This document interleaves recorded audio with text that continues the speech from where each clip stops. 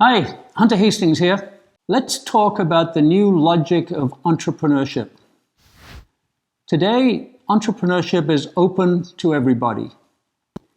There are no barriers, there's nothing stopping you, and you can do it.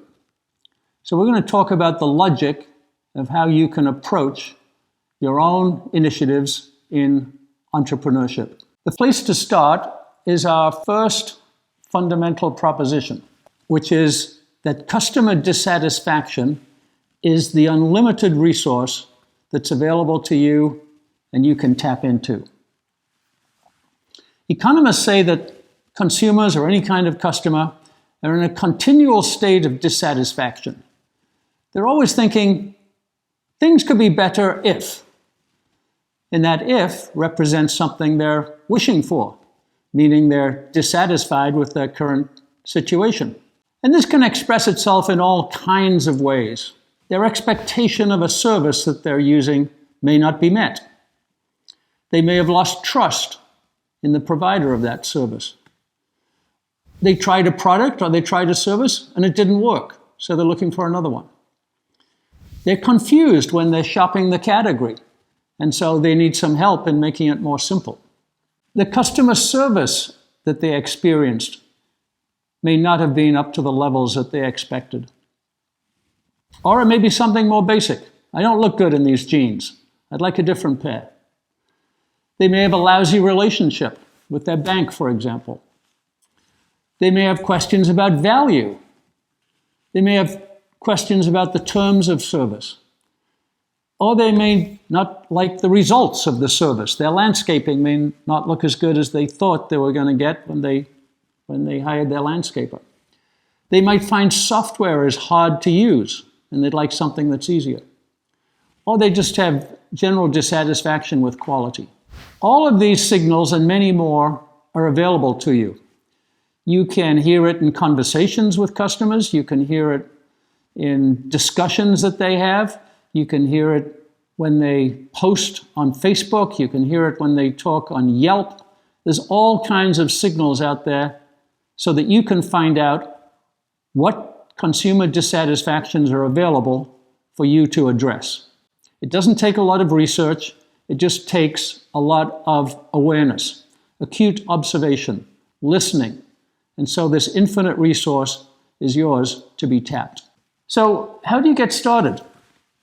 That brings us to our fundamental principle number 2, which is it's about the attributes of the entrepreneur, not about having a great idea necessarily, and not about having a special amount of resources.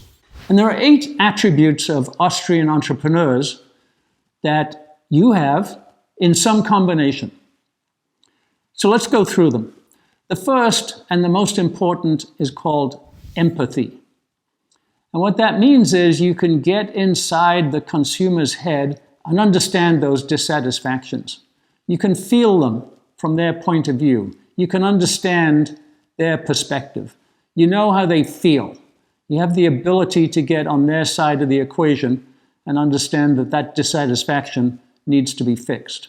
So empathy is the most important skill, and it can be practiced, and you can make it better. That's your place to start. The second capability, which is also a skill, we call co-creation. You don't have to invent the solution for the customer on your own. You co-create it with them. You come up with an idea or a prototype, you expose it to the customer, you get their comments. They're just very happy to comment back to you. I like this part, but I don't like that part. You change it, you go back to them. You ask them, is it better? Does this meet your need? Well, maybe it's a little bit better, but it's still not perfect. I'd still like X and Y and Z. And so by co-creating that way, going back and forth with the customer, you eventually arrive at a solution that they will buy and they will pay for. The next important attribute is adaptability. So on this journey that you're taking, co-creating with customers, you're going to find a lot of things you didn't expect. You're going to find knowledge that you're missing. You're going to find reactions that are unusual. And so you're not going to be able to progress in a straight line. You're going to have to pick up something from there, drop something from there, turn around after a surprise and keep on going again. Adaptability is an important trait. Don't try and go in a straight line. Be adaptable. Be prepared to abandon your first idea. Or not abandon it, just change it and make it better. Be as adaptable as you possibly can be without prejudging what is right at the beginning. The fourth skill we talk about is interconnection. So we know that an entrepreneur can interconnect to any resource, any knowledge, any other person using the internet and using the various applications that are available on the internet. And you can build a supply chain from your desk. You can source manufacturing on Alibaba. You can get it shipped to the US. You can deliver it through Amazon. All of those interconnections are available. But also you may want to interconnect to an expert, or you may want to hire somebody, but not permanently, but through a temporary arrangement. All of those interconnections are available. But it takes work and it takes courage. You got to have the courage to reach out to people, to tell people, I need this, or to tell people, I don't know that and I'd like some help. So interconnection is another skill that can be developed. It's not for introverts, certainly, but it's something that you can quickly develop the courage and ability to use. Our fifth attribute is lifelong learning. The old way of thinking used to be, I get educated for a while, then I work for a while, then I retire for a while. And it doesn't work that way anymore. You've got to be learning your entire lifetime because things are changing so fast. You need to be able to learn formally, maybe taking courses, and learn informally, reading a lot, keeping up with new developments. Maybe you learn how to work on GitHub and explore all the code that's available on GitHub. Maybe you go to Skillshare and take some courses, or Udemy or Coursera or any of the others. Maybe it's just active learning from your interaction with your customers. But be a lifelong learner. Get more education every day. Our sixth one is a bit technical. We call it time preference. This is an economic expression, and it's one of those unnecessarily opaque terms that economists sometimes use, but it's important. Time preference means I'm willing to sacrifice today in order to get better results tomorrow. And that sacrifice may be the kind of learning we've talked about, or it may be I've got to take a lower salary for a while I'm developing my business, and then I'll earn more in the future. Maybe it's just the time it takes to build your product, to build your service before you can put it on the market. But a good entrepreneur is willing to sacrifice today in order to earn more or be more successful tomorrow. Make sure you manage your preferences so that your time today, which is very valuable, may get you less income and fewer results, but in the future, it'll get you more. Our next attribute is grit. Grit is the execution of adaptability. So yes, you're going to be adaptable. Things are going to change. You're going to learn here. You're going to add this. You're going to do that. So you're adaptable, but grit means you can live it. You can work at it every day. You never give up. Whatever the signals are, whatever the problems are, whatever the difficulties are, you stick at it. And sticking at it, having that grit, is a very important trait. So everything's not going to be comfortable every day, but you'll get there. So exercise your grit. Our eighth trait is individualism. It's your goal, it's your effort, it's your journey. And yes, you're going to be collaborating with others and you're going to be serving others, but you need to be convinced about your own correctness in developing the solution for your customers. You need to be proud of it based on your own creativity and your own initiative. So certainly build your team, certainly co-create with the customer, but be individualistic. In the end, you want a product or a service that's a monopoly. It's unique. Nobody else can do it. Nobody else designed it. Nobody else brought it to market. You have your own individual knowledge. That's unique. You have your own individual combination of traits. That's unique. You have your own individual plan. That's unique. So be proud of the uniqueness, proud of the individualism, and go forward on that basis. So then that takes us to our fundamental principle number 3, which is how exactly are we going to co-create this value with our customers? It's a process in the sense of it requires certain components and it takes certain steps in a certain order, although you may double back from time to time and you may recombine them in various ways. Well, let's go through them in order. It starts with imagination. That's what entrepreneurs do. They imagine the future. So the customer has told you, life would be better if, and they've given you some clues to what that future might be like if you solve their problem of finding out what it is that they're missing. And so you imagine that future and you think about what life's going to be like when that new solution becomes available. To do that, you've got to drill down just a little bit further in a step that we call empathic diagnosis. Think of yourself as a doctor. The doctor has a patient walk into the surgery and the patient says, "My knee hurts." They haven't designed the solution, they've just described a symptom. And the doctor has to figure out, does he have to prescribe surgery or does he have to rub some ointment on because the joint is sore? Therefore, he asks some questions. That's the diagnosis. Eventually decides what the solution is, and that's the prescription.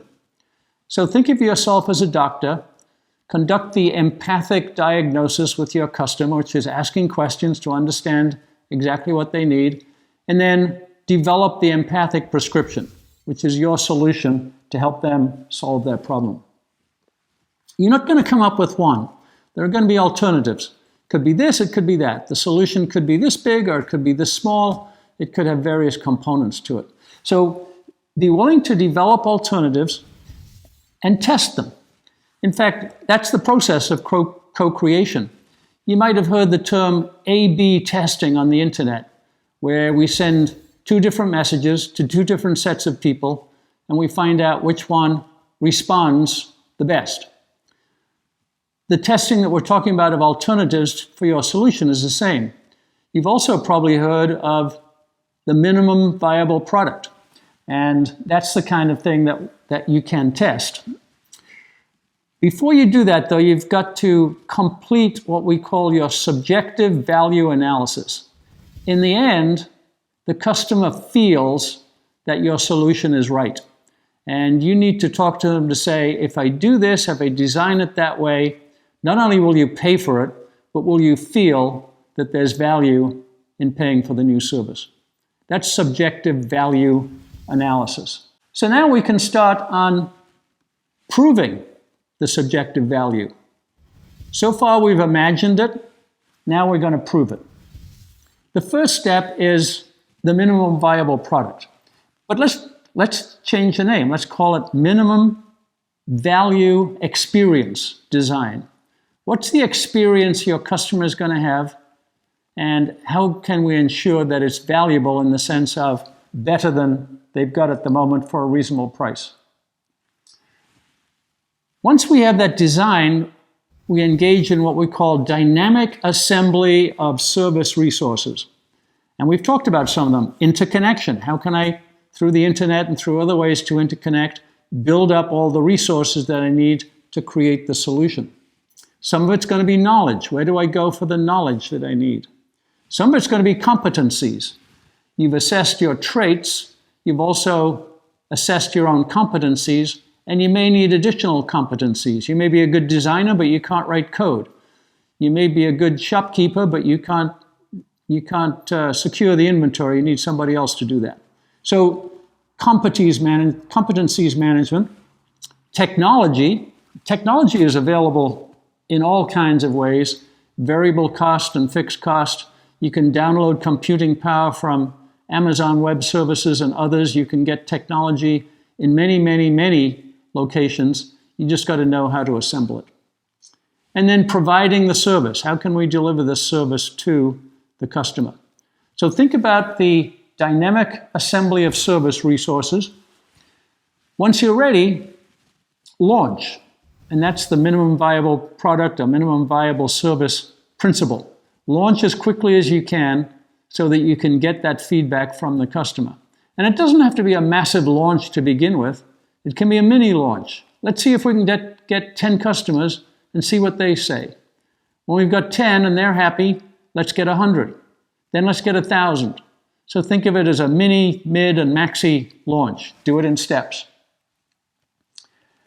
So once you've done that test, it looks like you've got a product or a service that can fly in the marketplace. Then you've got to grow value. You've proven that you can create value. Now you have to grow it. So that's about activation. And that's mostly marketing and sales, reaching the right people, developing the right messaging, giving them the right incentives, and gradually building up your mailing list, your customer list, and your service list. So you're expanding a relationship network. You've already used your interconnections to connect with people on the supply side, the knowledge side. Now you're expanding your relationship with customers. 10 here, then 100, then 1,000, then maybe that 1,000 will tell others and they'll come to your store or come to your site or use your service. So work really hard at expanding your network of relationships. And then finally, you've got to measure value. So we've talked about imagining value, proving value, growing value, and now measure it. And the Austrian Entrepreneur uses a dashboard that's very simple. It's all about cash profit. If you have a service that's valuable to customers, they'll pay you more than it cost you to assemble it. That's your profit. Now, it's not always easy at the beginning because you've spent a lot of money on your supply chain, you've spent money on your inventory, you've spent money on designing your website, and so you won't make a cash profit in accounting terms, but you will if you sell for more than it cost you to assemble the resources. So try and figure that out on a pro forma basis and always have a cash profit, always have cash flow. Now that could be derivatives of that. Profit per resource. It cost you X to build your website. How much revenue and profit are you generating from that website? What's the profit per resource or profit from my website? It may be profit per customer. One of the usual metrics in internet marketing is the cost of acquiring a customer, CAC, and you need to know that. And then you need to know what your profit per customer is to see if you've got a value proposition. It could be interactions per customer if those interactions are purchases or subscriptions, because those are going to generate profit. Or it could be total interactions or lifetime profit per customer. That's a very common calculation. It cost me $50 to acquire that customer. They spend $75 at their first visit, but they might come back 3 times a year or 6 times in 2 years. And so we can calculate a lifetime value of that customer, a lifetime profit of that customer. So make sure your dashboard is focused not on non-cash, non-profit metrics like reach or engagement, but on profit or profit per unit.